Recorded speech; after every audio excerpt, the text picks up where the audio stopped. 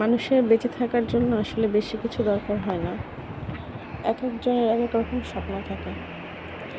বয়স কিন্তু 40 ছুঁই ছুঁই হয়ে গেছে আমার।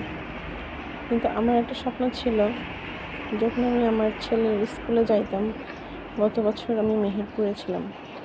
প্রত্যেকটা বাসাতেই একটা করে শিউলি ফুল ছিল, আর আমি ইচ্ছা করে সকালে হেঁটে হেঁটে আসতাম ব্যাক করার সময় স্কুল থেকে। আর আমার বোরখার পকেট ভর্তি করে শিউলি ফুল কুড়াতে কুড়াতে চলে আসতাম। তখন থেকে মাথায় কোথাও না কোথাও একটা শিউলি গাছের শখ ছিল যে আমিও সকালবেলা উঠেই তার সেন্টে আগে আমার মন মাতবে, তারপরে আমি আস্তে আস্তে সেই ফুল কুড়াবো গাছের নিচে, ছোট মানুষের মতন, একদম ছোটোবেলার মতন। আল্লাহর অশেষ রহমতে শেষ পর্যন্ত আমি একটা শিউলি ফুলের গাছ জোগাড় করতে পেরেছি।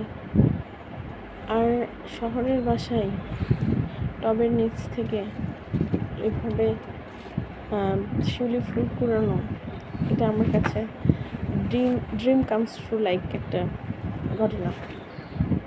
আমার সকালটা কখনোই বিষণ্ণ আমি থাকতে পারি না, কারণ আমি যখন এই ফুলগুলো কুড়াই, হাতে নিই, ছুঁই, গন্ধ নেই, এগুলো নিয়ে আমি খেলতে, আমার এখন আমি বলেছি যে আমার 40 বছর ধর বয়স, কিন্তু আমার এখনও ভালো লাগে মানে কি, আমি বাচ্চাদের মতন ফিল করতে পারি।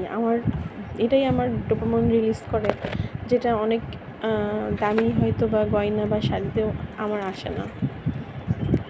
আমার খুবই ভালো লাগে যখন আমি এই ফুলগুলো কুড়াই, গাছ ঝাঁকি দিই, গাছ থেকে ফুল পড়ে, এরকম আনন্দ আসলে নির্মল।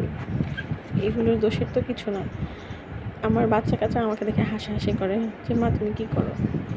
আমি বলি যে এখানেই আমার ভালো লাগে। কেন আমার ভালো লাগা নিয়ে তোমাদের এত প্রশ্ন? ওরাও এখন বুঝে গেছে, ছোটো ছোটো বাচ্চা, ওরাও আমার গাছ নষ্ট করে না, ফুল নষ্ট করে না। আমি এগুলো আবার গুছিয়ে গুছিয়ে জমা করি, ভাবি যে এই ফুলগুলো দিয়ে আবার কী করা যাবে। আমার মাথায় একটা চিন্তা আছে এই ফুলগুলো দিয়ে কিছু করা। আমি এই জন্য প্রতিদিন ফুল কুড়িয়ে কুড়িয়ে একটা বাটিতে জমা করি, ভালো লাগে।